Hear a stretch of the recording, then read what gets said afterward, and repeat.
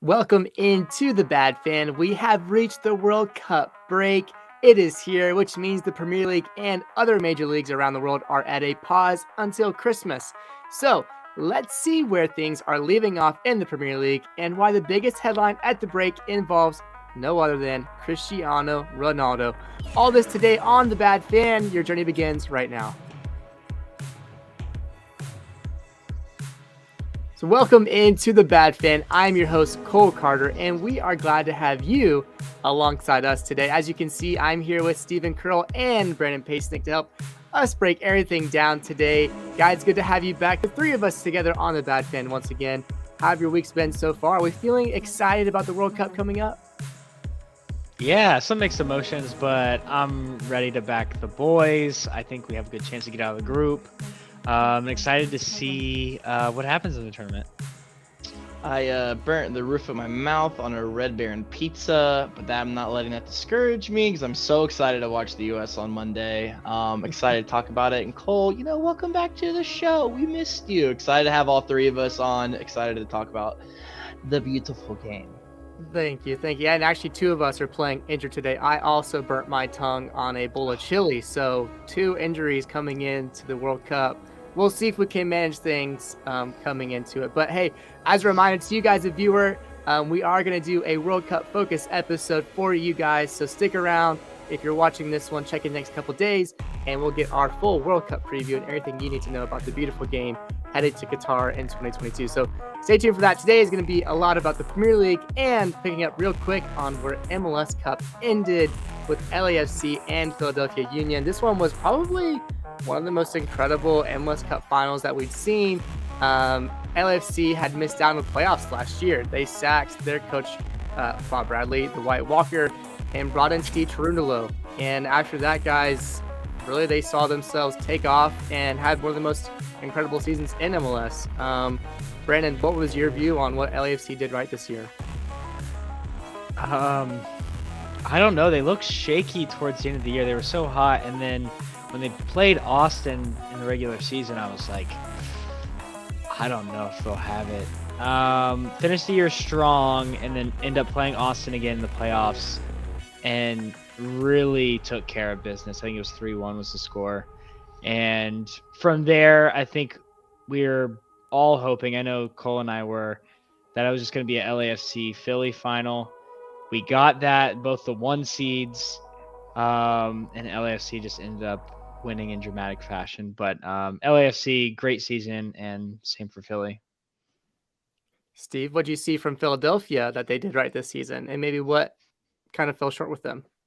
Yeah, I mean, Philadelphia's been building on something that's contrary to LAFC over these past few seasons under Curtin over at Philly. But you've had the sense of a clear mission, foundation, building corner pieces, solid defense has kind of always been a Philly MO. But they mixed in some goals this year. So I think that's what really, this team has had a solid foundation. Last year going out in the semifinals was a little rough, but this year they had that it factor, the creativity, goal scoring threats up top, and so, but nothing flashy, no Bales, no really DPs that were going anything crazy. Just Andre Blake, playing solid in the back, Jake Elliott, I believe, center back, in the back, just solid. So this team was put together holistically a lot more than I would say, than LAFC. But, they fell short. It was an incredible game. You can't really fault them, honestly. It was a hell of a game. I think they erased 2 deficits during the game, just the resiliency. It was phenomenal. Game still couldn't get decided over an extra time. And, that's partially due to Gareth Bale. But yeah, and then it comes down to penalty kicks. So maybe they got to invest in so guys that know how to take penalty kicks next year, when they'll probably have a great season again, to be honest. But they just fell short at the very end. It's really sad to see for them. Yeah, because that was a club, Philadelphia. They came in 19-5, had the third most goals scored in MLS history, had the second best goal differential in MLS history, 2 only behind that LAFC team in 2019 when they had 48 for their goal differential. And then LAFC, they came in with 66 goals scored, 38 against them. And yeah, like we said, they had some big victories. But I think aside from that game itself, which ending in penalties, Gareth Bale's heroics, bringing LA a trophy after 5 or 6 seasons, I think we kind of want to land on what is the future for the Union. Where do they go from here? They've had a couple of chances to win some trophies under Jim Curtin, and are they going to stick with him? Do they feel confident moving forward with them? Brandon, I'll leave this one with you. Is he the guy that Union is going to need to win a trophy with? Yeah, here's my take, and this may be a bad take, but the MLS is still baby. Ooh, little And baby MLS. and though it's growing very quickly, could be growing quicker, but it's growing quickly. It's still not a super high level of soccer. So having a good coach who can bring a strong identity to a team like Jim Curtin, like Jim Curtin makes Philadelphia. It's none of those players work really hard. They do great. But like Steve said, there are no flashy names. You would not know any of those players other than the keeper, maybe. So it's like, it really comes down to Jim Curtin. He's done a really great job with him over the past couple of years. I think over his whole career, probably with them. And I know Steve's probably going to disagree with me here, but you have to keep him, and you keep on the Curtin train.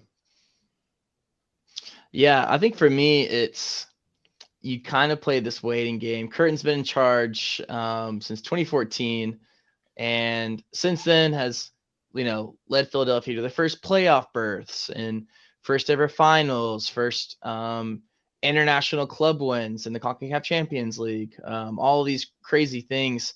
They've been to the US Open Cup Final in 2014 and 2015 and 2018. However, they haven't won those. They haven't won those finals.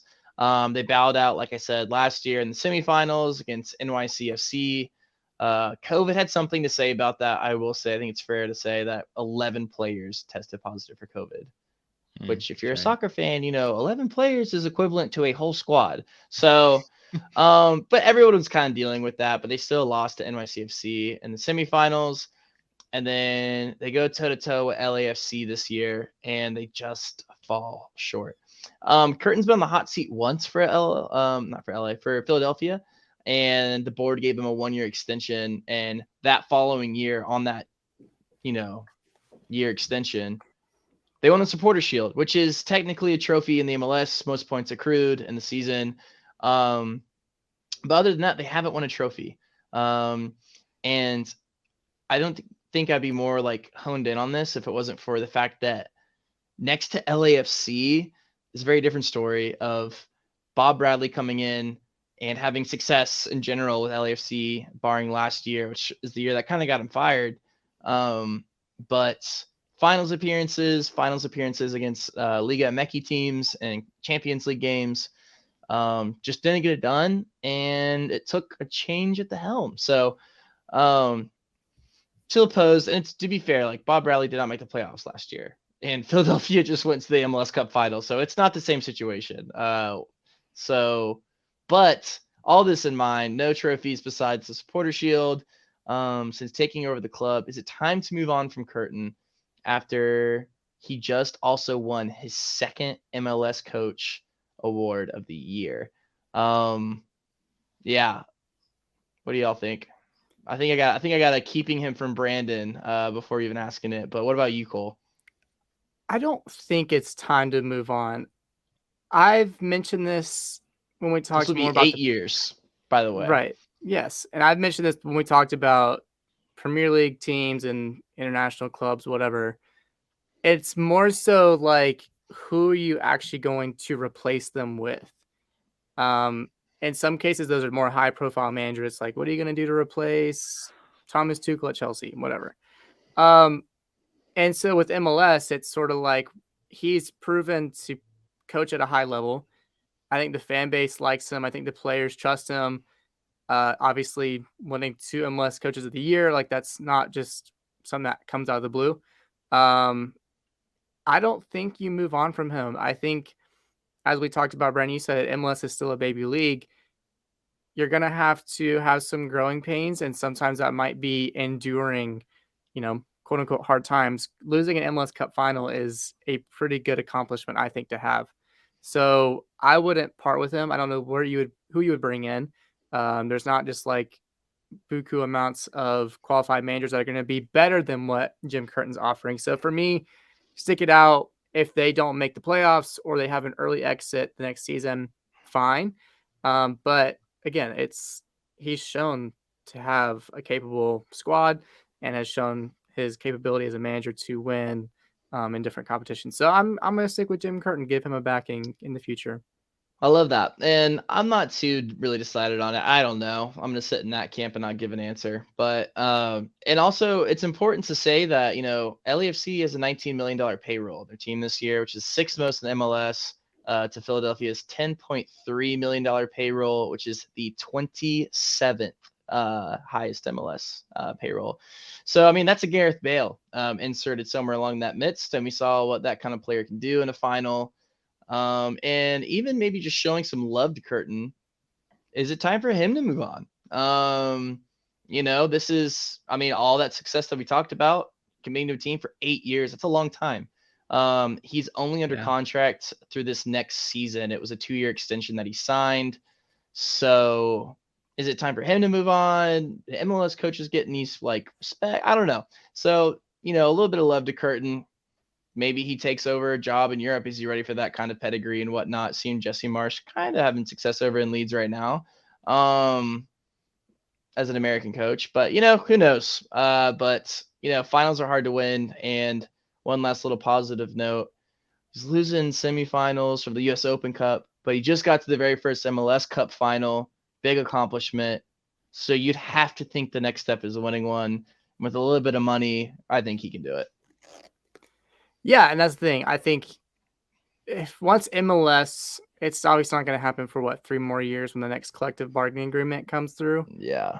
Once MLS allows these teams to start spending to their owners' capabilities, that's when I'm all for seeing a little bit more cutthroat action from these clubs, whatever. But again, these teams are hindered by the salary cap. They're hindered by things like the designated player rule where you cannot spend like you can in other European leagues. So for me, I can't blame a coach a lot, like you just said, based on what they're even able to do financially with MLS rules as they stand now. So for me, I'm just ready for MLS to grow up and to expand its limitations and allow teams to become what their ambitions are.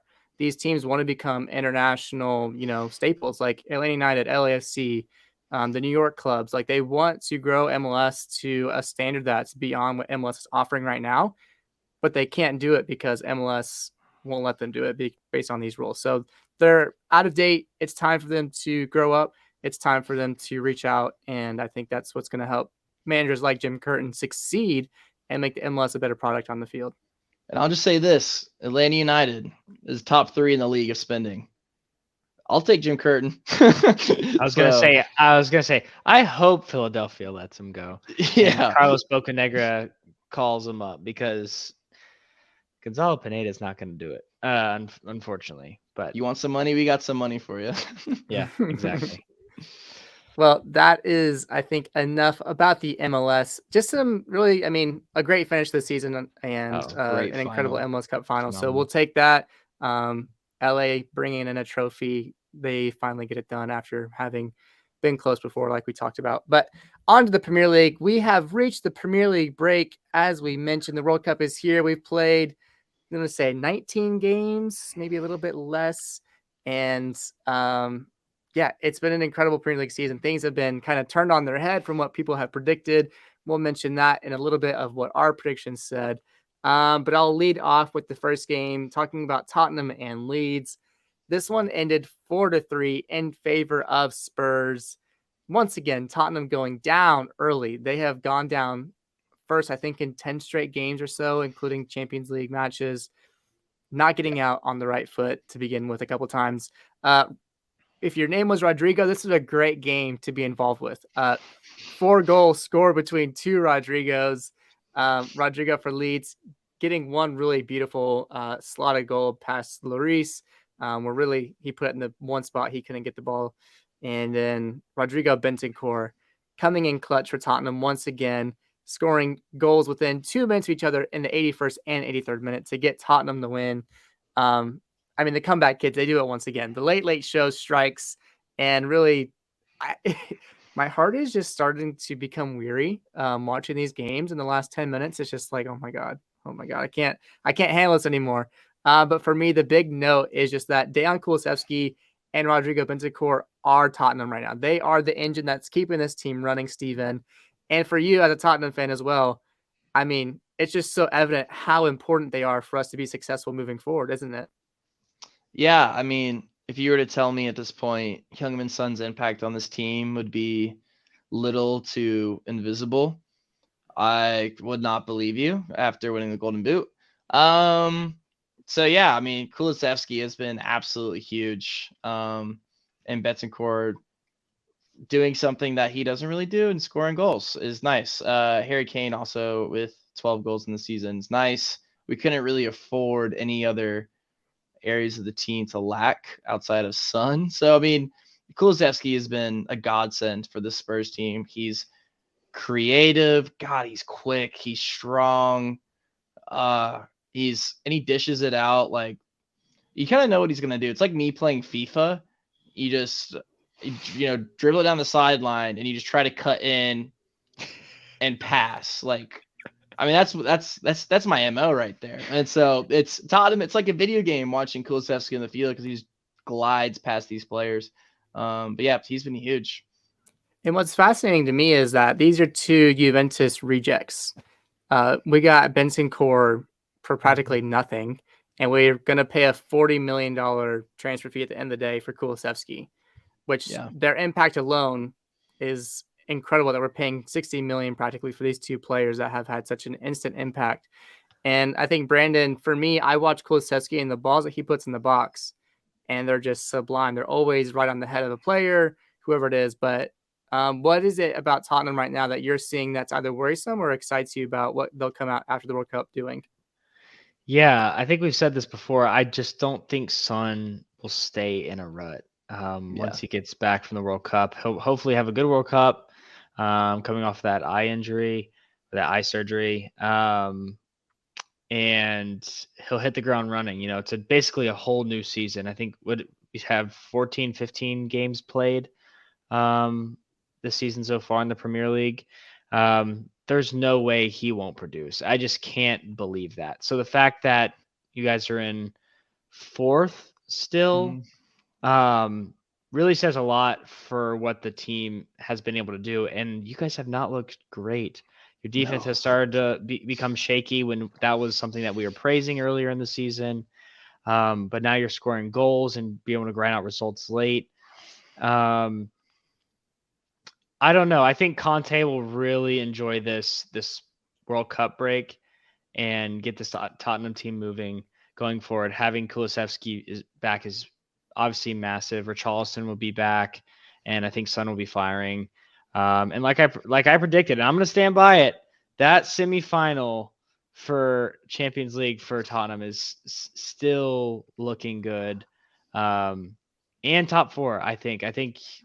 They're still on the money for that. So kudos to Tottenham and Leeds. Honestly, I'll give some praise to Leeds here because I don't know if we were scoring 3 goals. Their defense obviously is not great, but scoring 3 goals against Tottenham is not easy.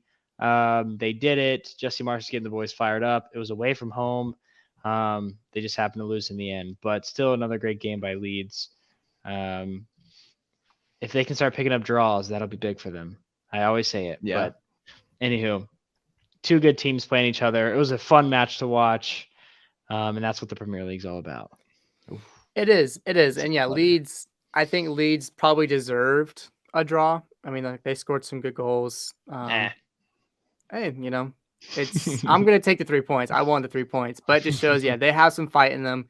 They're not going to go down easy. And I think it takes a little bit of pressure off Jesse Marsch when they've been getting some results somewhat recently. So kudos to them. But I think the team that people are keeping the eye on the most recently is Newcastle. Newcastle just stay unbeatable. They win 1-0 over Chelsea.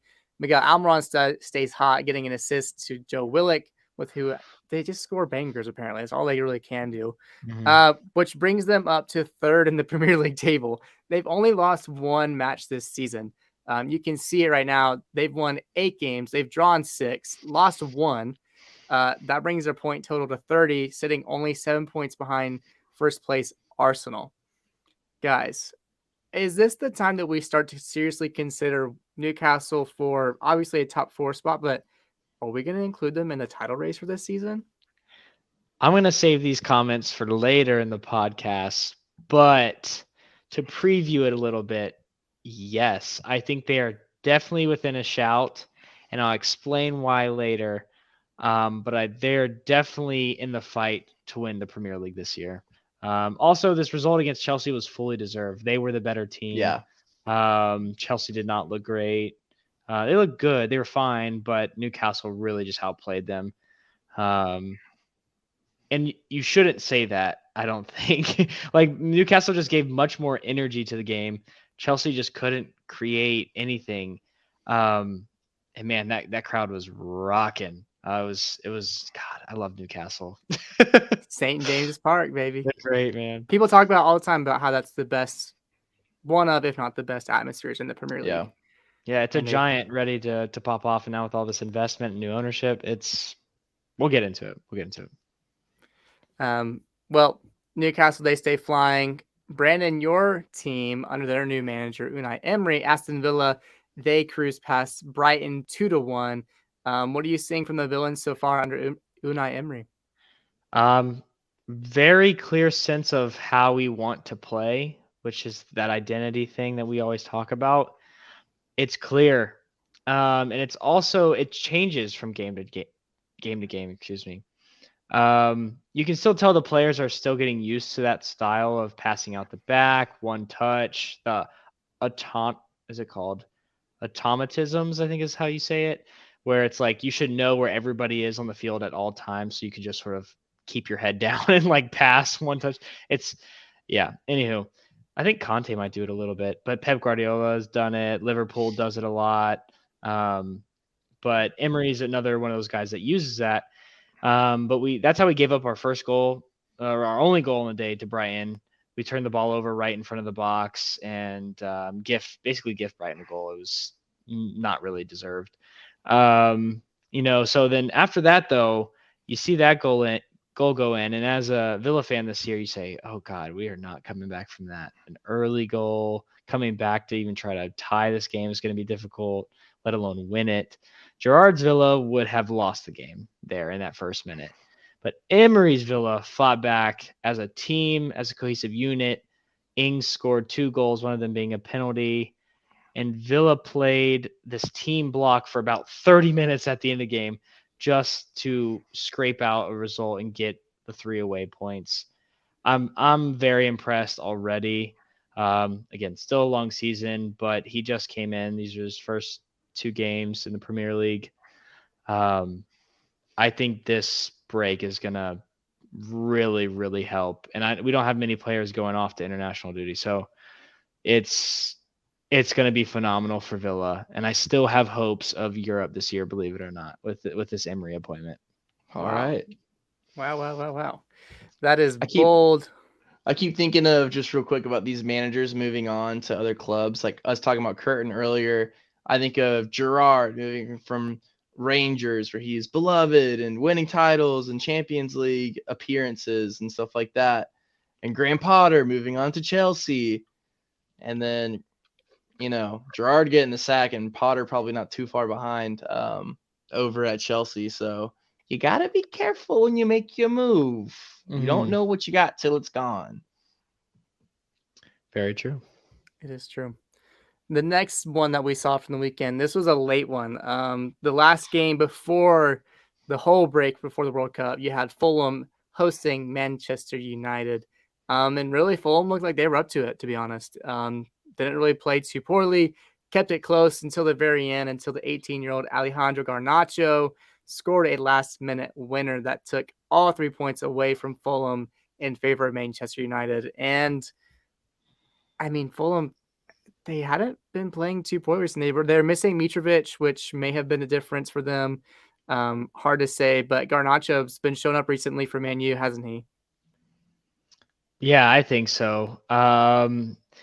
It's just one of those things, though. Man U pops a 18-year-old out every year, starts hot, and then sort of just gels into the team and becomes, I don't know. But they're hoping this Alejandro kid will be not like that and stand out and become a superstar, probably like Ronaldo did at his time at Manchester United. But yeah, I don't know, Steve. What do you think about Garnacho Garnacho. Yeah, I or mean, you were Fulham? talking. Yeah, I mean, Fulham looks good, dude. I'll definitely say that Mitrovic would have made a huge difference. Yeah. They had so many chances. I think they had double digit in corners to United's like 3 or 4 or something like that. They were pressing United, and United looked like they could break. Dan James came on, looked electric, and those balls that he was putting in probably could have been finished by a Mitrovic, but um, didn't happen. Yeah, but then the Garnacho goal at the very end of the game, it was crazy. It was absolutely electric how he just sped past everybody and just slotted in past Leno.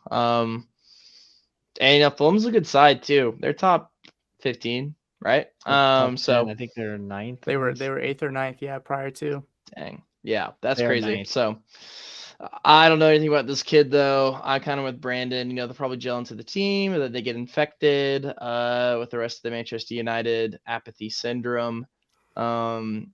But he should probably get out while he can. Maybe go to a little club in North London, and we'll get you right. But yeah, the kid looks phenomenal. I loved him taking his jersey off and showing his jersey to the fans as if like anybody. I mean, people know who he is, obviously in that section of Man United fans, but that was a little silly, but I kind of loved it. I It kind is of love the silly. ego. It was kind of fun. So I was here for it. Well, you mentioned that apathy, and I think the apathy is really, really starting to settle in for Cristiano Ronaldo. He gave an interview with Piers Morgan the same night of that big win, which people have been mentioning a little bit disrespectful, not only to the club, but to that 18-year-old Garnacho who had that amazing last minute winner and kind of stole the spotlight from him. But guys, this one has been a bit of a bombshell, I think. It's going to be a full exclusive interview. I think it's like half an hour long, all these different things. I read it was It's 90 a lot. minutes. It's Yeah, I think then it's 90 even minutes. worse. It's a lot.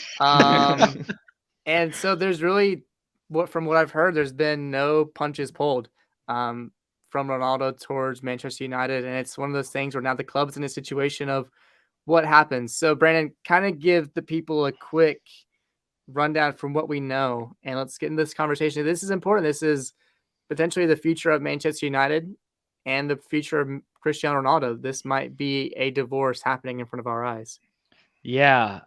From little snippets that we've seen, he's basically telling Piers Morgan that he feels like he's being forced out by not only the coaches, but by like the staff, like some of the owners as well. He says they don't want him there now, and he felt like this last year too that they didn't want him. So that's interesting, right? Like him scoring all those goals, keeping them relative. Let's be honest. And they didn't want him back then, or he feels like they didn't want him back then. It's when you're like the most famous person in the world, it's sort of hard to be realistic on what that actually means. But that's how he feels. He went on to talk about Ten Hag and explicitly saying, I don't have respect for him because he doesn't show respect for me. If you don't have respect for me, I'm never gonna respect you, which is interesting because he made him captain against Villa. He played him even when he walked off, I think, against Tottenham. All these things, almost honestly, given like a spoiled brat more chances and chances and chances, and he just keeps turning his back on you. And it's just sort of like that's sort of the taste I'm getting in my mouth. It's just sort of weird. He pulled some shots at Wayne Rooney, who I guess is one of Ronaldo's biggest critics. Ronaldo says something like, he criticizes me so badly, probably because he finished his career and I'm still playing at a high level. Ronaldo then also laughs and says, "I'm not going to say that I'm looking better than him, but it's true." So that is super. That's funny. There's also some other stuff that I've read that he goes into detail about his daughter passing and how Manchester United wasn't really flexible with that. So there's a lot of details that we just don't know. It's really going to be a really interesting watch. I hope to watch it actually because um, a lot of Manchester United fans that I've listened to who are also talking about this are saying that he's not the first person to speak out about. He in the interview, I guess he's going to talk about like how the training ground hasn't been updated since he left for Real Madrid and like all these crazy things. He's basically taking shots at the owners of the club as well, which goes into the Glazers out campaign that's massive in Manchester. And um, some I've heard some praise for that. Like good on him for coming out and saying stuff about that. A lot of people just feel like this is not the right time to do it or the right place, especially with Pierce Morgan and all that. So there's a lot of questionable calls here. It's also very timely for Ronaldo as he's not going to be with Manchester United. He'll be on international duty at a World Cup, probably scoring goals. Yeah, I don't know. That was a lot. Hopefully, all that made sense. I'll pass it to Steve. What are your thoughts? I know Manchester United did come out with a statement, basically saying, yeah, they saw the media coverage. They're going to consider their response and deal with it accordingly. Basically, just the general PR statement. Where does Ronaldo go from here, or where does the club Manchester United go from here? I guess during/after the World Cup. Yeah, I mean, Ten Hag's already come out with a statement saying that Ronaldo will never play again for Manchester United while he's there. So, I mean, that's pretty cut and dry, black and white. Ronaldo will not play under Ten Hag. So, and this is Ronaldo trying to get the first word out, right? It's kind of like when you sense the breakup going on and you want to cut it off first so you can get your side of the story out there. It's like, well, actually, this is kind of what had happened. And everyone's like, oh, wow. So I think it's what Ronaldo's doing here. But which is becoming more common now, I feel like, with players and with big egos and like personalities and stuff like this. So I can't really fault him for that. Where he goes from here, not back to Manchester. I mean, he's not even going to be on the playing squad. Like, he might as well stay. I mean, I don't know where he lives, if it's in Turin or in Madrid or, I mean, probably has homes in a lot of different places, just stays in Portugal. But yeah, it's going to be very, very interesting. It's very different than the last interview he gave with Piers Morgan and describing his Champions League bicycle kick against Juve, talking about it's almost better than sex, but not quite. Very different tones with Piers Morgan this time.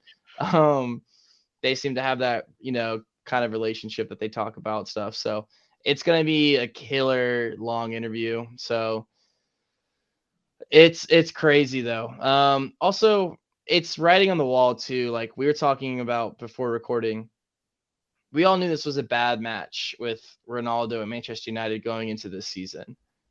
His agent tried to shop him out. He tried to leave. The club tried to let him leave, and it didn't work out. Manchester United was trying to secure a transfer fee, I think, if he did leave. And I think they just waited way too long. It blew up in their face. Not a surprise. I'm sorry. It's just not. This team's playing Europa League football.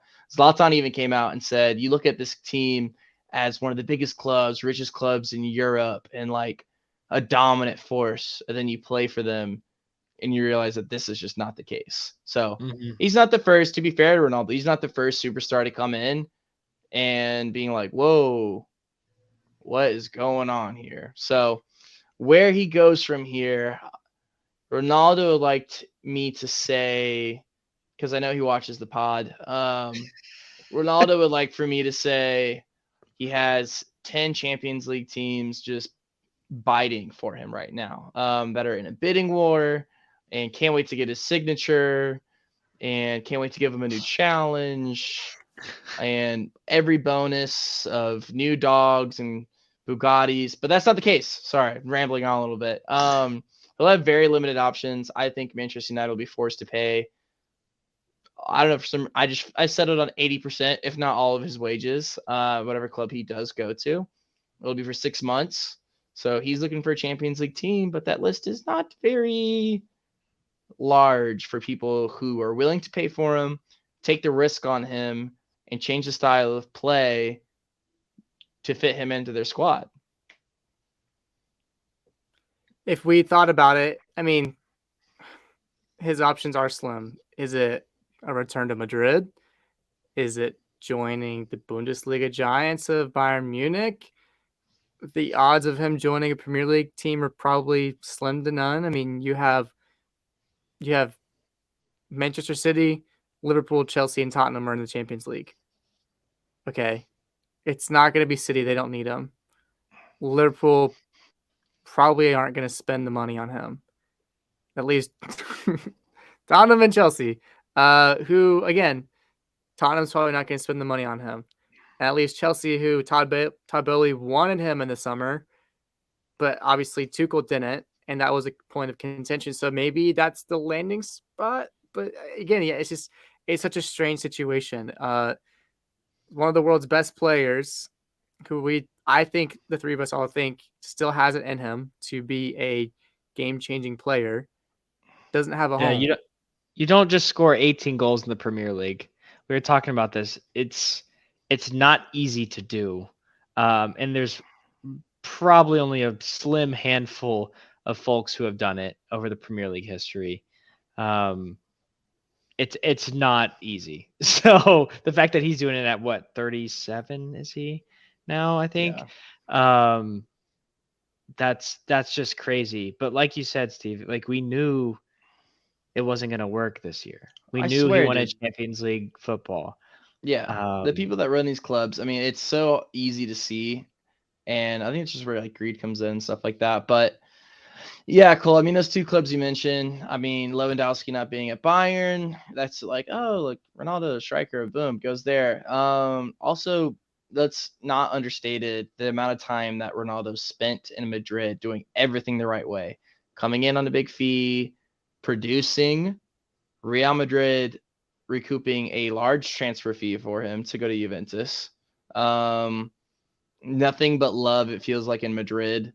And you have players like Asensio kind of being on their way out, and Real Madrid just won a Champions League, and they have a good team, obviously, but like Vinicius is, still young, and Rodrigo, you can spin it this way. Rodrigo's young, and you want to protect your key asset in Benzema, so maybe you play Ronaldo in some La Liga games. Does it make sense? Do you play them together in Champions League games? I think there's a real possibility that he returns to Real Madrid more so than Bayern Munich. But the dramatic side of me would love for it to be Liverpool. I mean, Manchester United fans hate Liverpool more than City, any other Premier League team that there is. And so, I mean, but he says this is for United. He's kind of like putting this lens around it, like, because I love this club. Mm-hmm. He quoted Picasso or whatever, like, you got to destroy something to rebuild it. And I'm happy to be that first piece or something. I'm like, wow, so stoic. He's, it took a while to Google that one. So that would be super dramatic and crazy. Then Liverpool take some pressure off Nunes to score some goals for me. I don't know. But yeah, I think the realistic answer is probably Real Madrid. Is that more realistic though than him just collecting a paycheck, living in Portugal while being, or does he cancel the contract and sign for somebody? I don't know. But if I had to bet, I would say probably he stays at United this year and just collects the paycheck and doesn't play. I don't know. Yeah. We did see the rumor Choupo-Moting switch with Ronaldo. We did see that, which would be insane. I don't know where that rumor came from, but if it has any grounds and that actually happens. Because, I mean, Ronaldo's going to be a like for like switch. We're going to be flaming Manchester United. Like, Ronaldo still wants to play, though, too. I'm thinking about my comment just then. It's like, It's not like Gareth Bale, love him to death, but just like he's fine to like not show up to training and train. Like Ronaldo still busts it and is in great shape, and I don't think anyone is doubting that. It's just the attitude kind of deal, and you can tell he still wants to play. So it'd be so weird if he sat out, but I Yeah. just don't know where he's gonna go. But that Bayern move makes sense. That'd be crazy. But anyways, come to Yeah, it's Tottenham. I mean, we could fascinating. use you there. Yeah, it'll be interesting to see what happens if that contract is voided, if he's bought out, if a team comes and swoops him up. I don't know. But that interview will be one that you will want to spend the time to watch and listen to on the Pierce Morgan interview with Cristiano Ronaldo. Moving on, we'll have just a couple of last results from the weekend. We had Nottingham Forest. They beat Crystal Palace 1-0. Bournemouth, after being on a slide, they take out Everton 3-0. And then the biggest result of the weekend was Brentford winning a late one against Manchester City 2-1. Ivan Toney getting both of Brentford's goals. I mean, just the beautiful game, coming and scoring the goal in the 98th minute at the Etihad. So poetic, especially the same week that he was not on the England roster. Um, I mean, come on, the bees, right? Mm-hmm. Yeah, I can't believe he's not on the England roster. To be honest, he's been so good this year. Better than Callum Wilson, but hey, this helps the U.S. I'm telling you, come on, people. Let Gareth Southgate do his thing, and we'll come in and sucker punch him, hopefully. See. So, but that leaves things at the end of the break, or sorry, at the beginning of the break, end of the Premier League so far. With the table looking like this, I mentioned a little bit earlier, you have Arsenal first, City second, Newcastle in third, Tottenham in fourth, Man U sitting in fifth, with Liverpool in sixth, still in range of the top four spot. Brighton seventh and Chelsea eighth. In the bottom in relegation, so we have Wolves. They are in 20th right now with only 10 points on their resume for the season, sitting in 19th with a newly sacked manager is Southampton. Nottingham Forest at 18th, Steve Cooper and the boys still trying to get that cohesion, that chemistry going. And then Everton and West Ham both sit 17th and 16th. So it's an interesting table. I don't know if a lot of people would look at this table and have pictured this going into the World Cup break. For you guys, let's just imagine ourselves in August. What would we be most surprised about looking at the table right now back in August? I think we'd be the most surprised that Steven was right.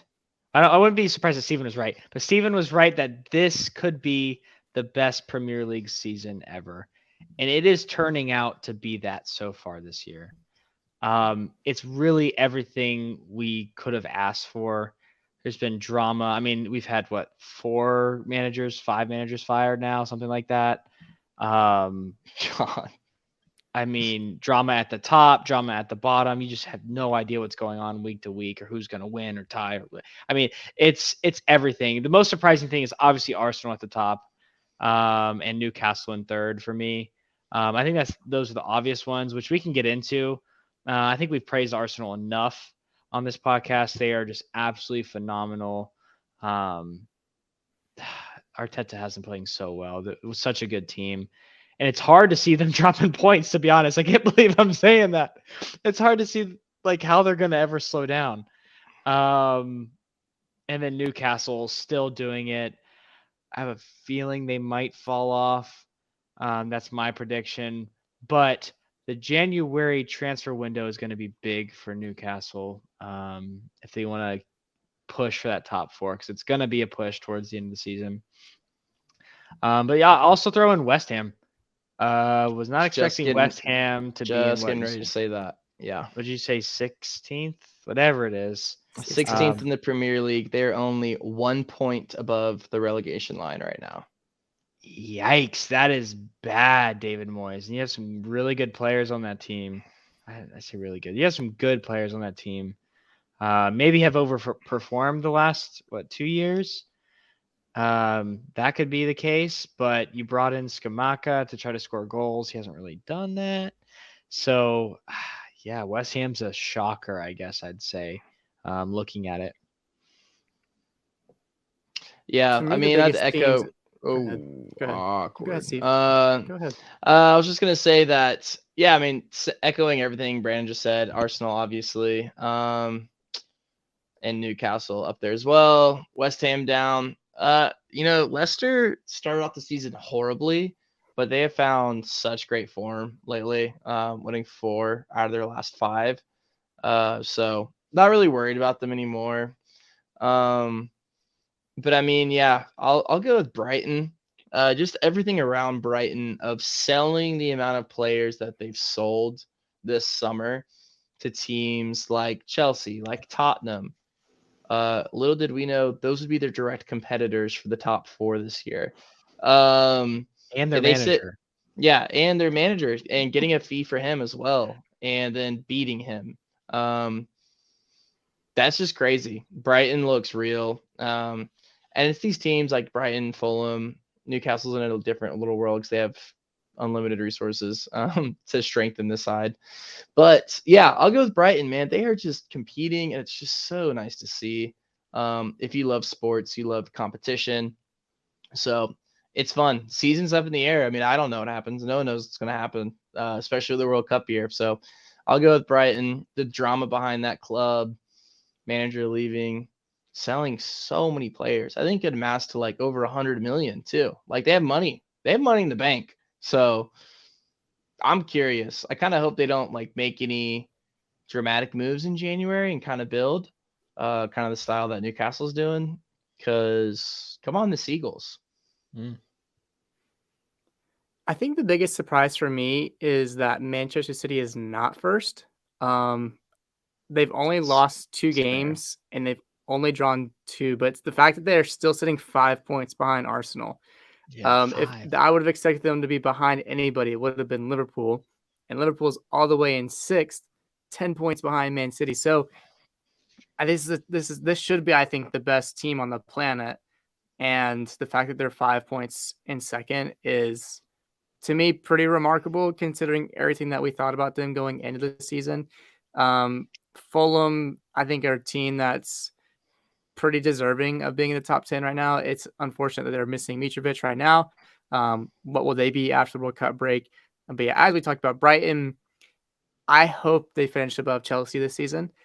Just the irony of Graham Potter leaving and then getting beaten to a pulp is just incredible. I don't know how to feel about him.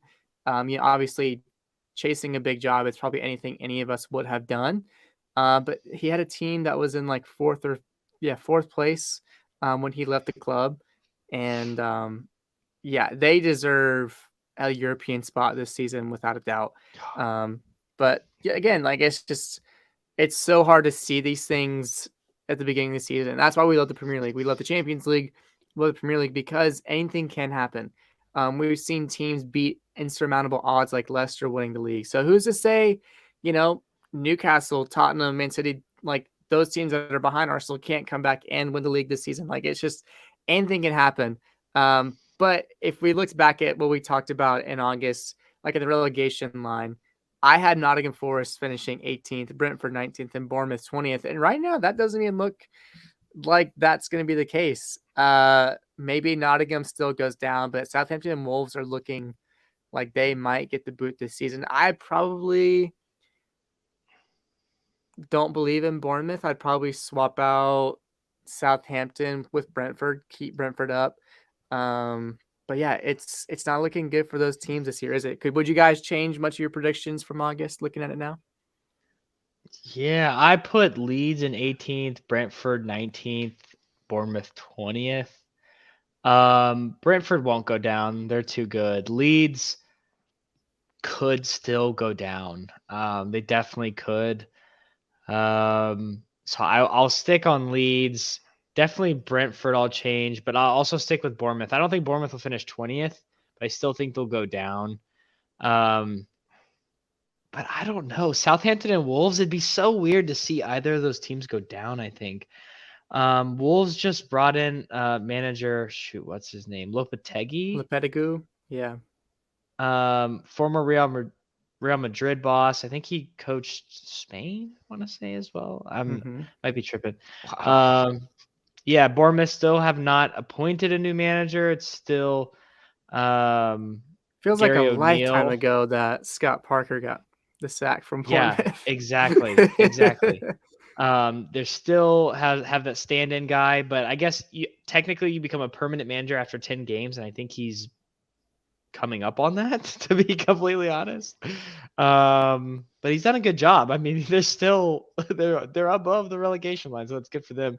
And Southampton just brought in, well, they fired Ralph Hasenhüttl, which was I didn't see them firing him, but they sort of had to with their form this year. They've not looked great. They bring in the Luton Town manager Nathan Jones. Had Luton Town playing some pretty good football. We'll see if he can do it in the Premier League. That doesn't fill me with a lot of confidence, as you can probably tell. That sentence, yeah, that had me feeling like, oh.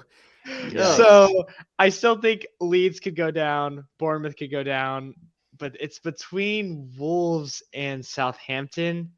And I'll say, shoot, man, this is probably not even going to end up being true, but if I had to choose those two, Southampton's probably going down as well. So I'll change. I'll actually change. I'll say Leeds, Southampton, and Bournemouth this year. Yeah. Steve? And that leaves me. I had Leeds finishing in 18th, Nottingham finishing in 19th, and Bournemouth finishing in 20th.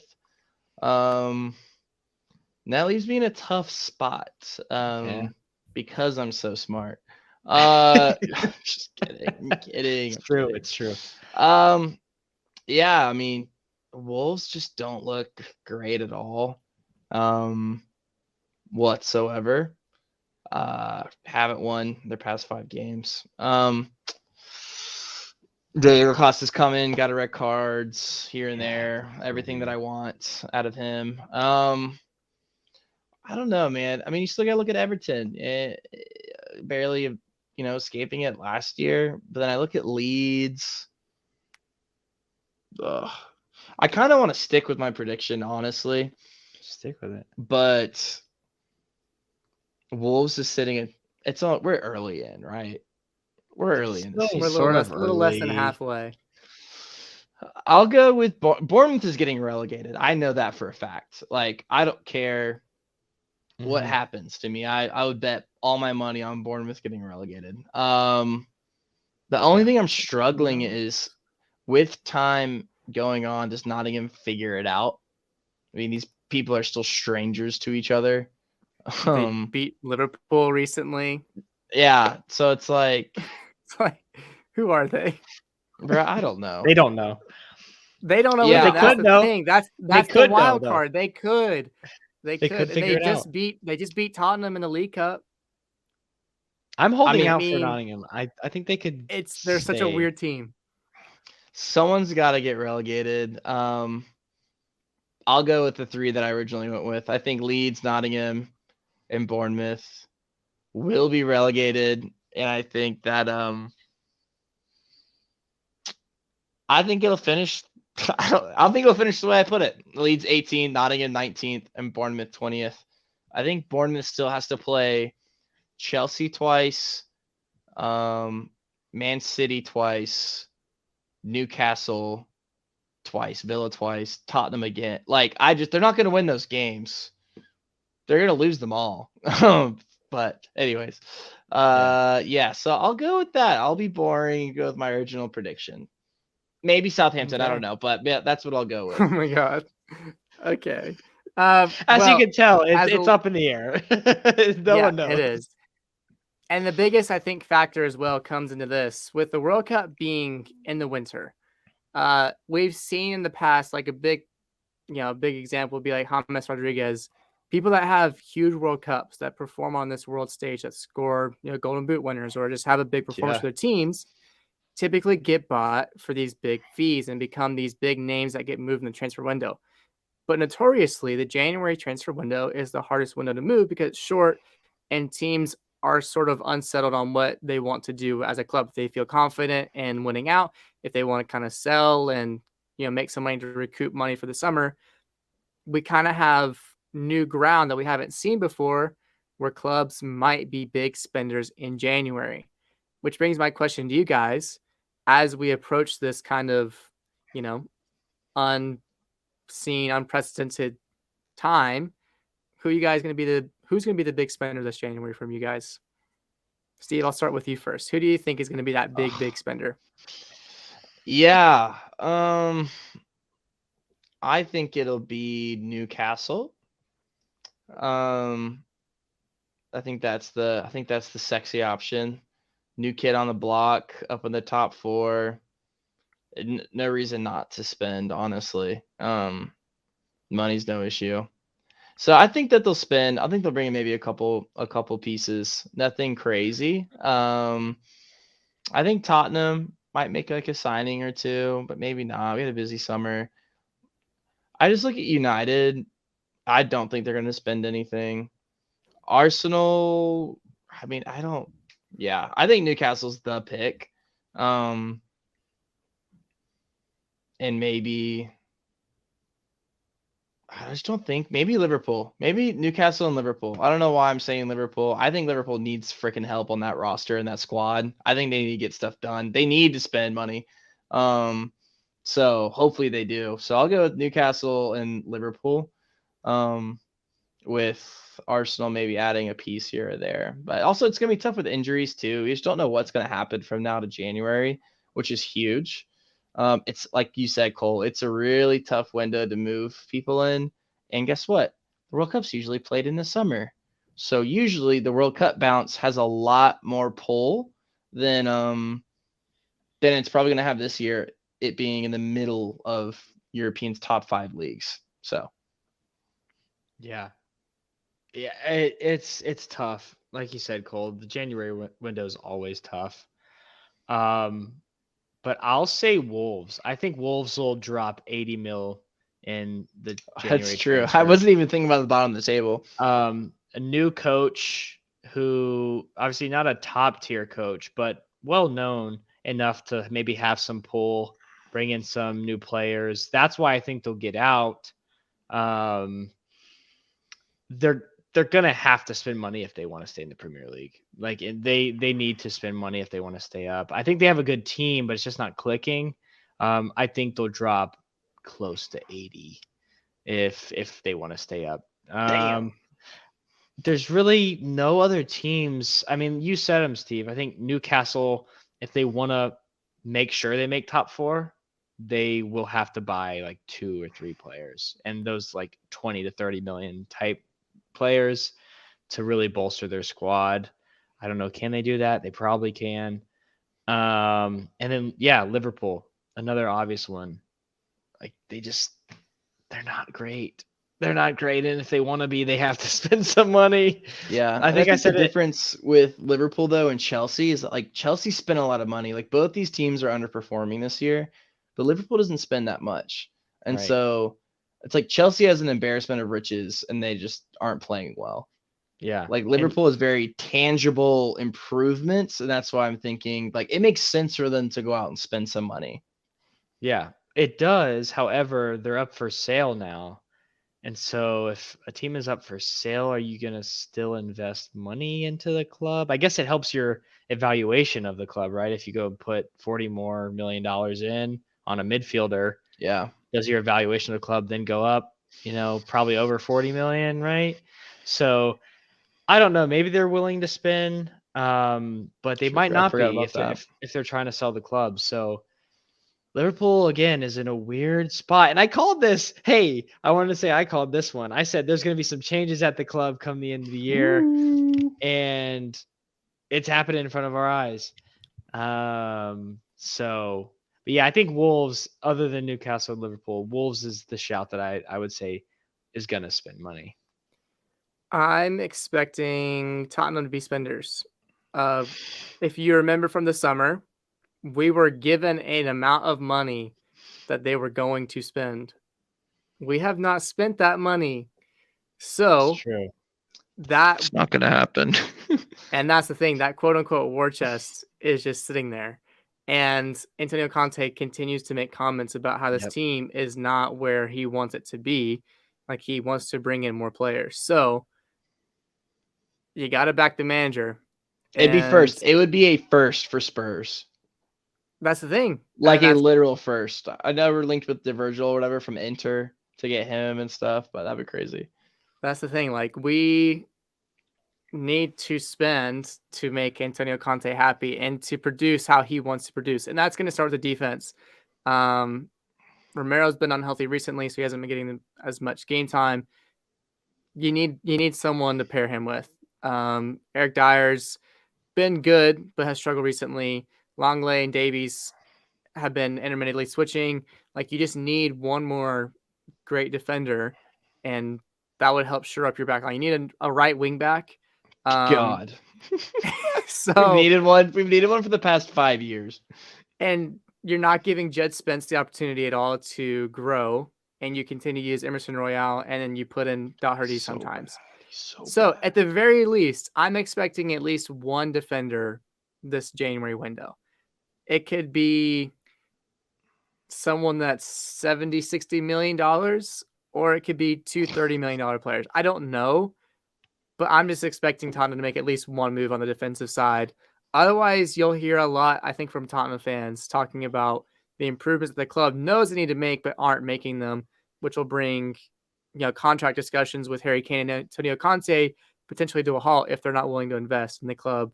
So it just depends on what's going to happen, but that would be the team I'm looking at, obviously selfishly, but logistically thinking they need to make improvements in the back line if they want to continue to fight.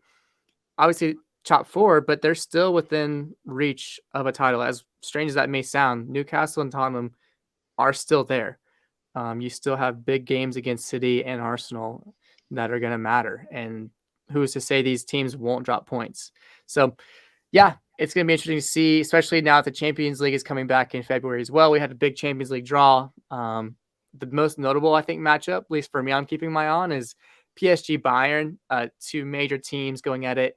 AC Milan and Tottenham, Club Brugge and Benfica, Dortmund, Chelsea, Liverpool, Real Madrid, Eintracht Frankfurt, and Napoli. RB Leipzig and Man City. Inter versus Porto rounds it out. So yeah, for me, I'm looking at PSG Bayern and just noticing how important that last day was in the match day, 4-5, when Benfica scored 6 goals to get the goal differential over PSG to make PSG second in the group. How major that is, because now we're going to lose either PSG or Bayern in this tournament, which has huge ramifications for the rest of these teams. So I'm looking at that one, just noticing how major it's going to be come February. What about you guys? What are you looking at in this Champions League draw that's going to be of note? Yeah, definitely PSG Bayern. That's really the one that pops off the page. But another one that I would circle is Liverpool Real Madrid. This is a rematch of last year's final. Liverpool, though they haven't been great in the Premier League this year, they've looked really good in the Champions League for the most part. And maybe a refreshed Liverpool squad with a couple new players. Maybe they have their health back, whatever it is. I think they love this tournament, and they're always up for it. You could say the same about Real Madrid. I'm definitely gonna be watching this if I can. If it's not on the same time as PSG Bayern, I'll be watching this game. Oh yeah. Yeah, I mean, this is on par with the Premier League season of what a fantastic draw It's we got phenomenal. here. It's amazing. PSG Bayern, AC Milan's playing Tottenham, which is two of very similar. Like, that's going to be a great game. Dortmund's going to beat Chelsea. That's going to be hilarious. Liverpool, Real Madrid. You have two rematches of Champions League finals going on right now on this stage. That's amazing. Doesn't usually happen. So thank you for you teams that underperformed to get the second seed. But yeah, all that being said, I'll go with Real Madrid, Liverpool. It's just going to be, I think it'll be a great gauge on where Real Madrid is at. If they beat Liverpool out like resounding, watch the hell out. Like, they are Champions League favorites. If they go out and like slap Liverpool for the third time in this tournament, that's just, it's crazy. And who knows? They might have Ronaldo too. That's what I was gonna say. They might have Ronaldo. Yeah, they might have Ronaldo. They might, give me the drama. It's like we're not even paying attention to Man City playing Leipzig. But hey, City hasn't won it, so they could freaking lose. Who knows? So who knows, man? It's gonna be great. It's gonna be amazing. I'm excited. Probably most for the Liverpool, Real Madrid, but all of them are great draws. My dark horse didn't even make it out of the group stage, and now they've been drawn against Manchester United in the Europa League. So, Amazing. things going great for Barcelona. Brandon, how do you feel about your dark horse moving forward? Inter versus Porto. Inter is my dark horse. I think they have a great shot of going through. Porto squeezed in there, I think on the last day, if I'm not mistaken. Yeah, I'm feeling okay. They could You definitely should. bow out to Porto, but that's a good draw. I think it'll be pretty even, to be honest. I think it'll be a pretty fair game. But yeah, I'm sticking with the dark horse and with Tottenham making semis. I think they can do it. Oof. I mean, I'll God. take that. I'll take it. If you're I keep giving saying it, it. I keep speaking it into existence. So if you're giving it, I will take it. That'd be insane. But hey, what an episode. We've had a great hour or so together on the Bad So Fan. fun. We've made it. We've covered MLS Cup, the Premier League, Champions League, and it's all building up to this World Cup break that we cannot wait for it to start. This Sunday, coming up, Qatar hosting the U.S. and Wales, the first matchup for the Americans in almost 8 years since we've played in the World Cup. So pretty fascinating. We can't wait. Can't wait to have Brandon in town to watch with us. Going to be an exciting time. And for all you bad fans that have made it this far, we appreciate you guys listening along and making things like this possible, supporting our coverage of things like MLS, like the Premier League and Champions League. It makes it fun for us to see your comments and to have likes. That helps us to be seen and helps the algorithm think, hey, these guys are fun to watch. They're important. You should subscribe to their channel. But hey, stay tuned with us for our World Cup preview coming up and all things World Cup as it rolls through November and December. You're going to want to follow along every time that we post. You can have those notifications ready to go by clicking the bell below this video. And if you liked what you heard, leave a like today and a comment. We want to know what you guys think about everything Ronaldo, what's going on with him at Manchester United, your Champions League draw that you want to watch, and anything soccer related. We'd love to hear more about it. But find us on Twitter and Instagram. You can interact with us there too.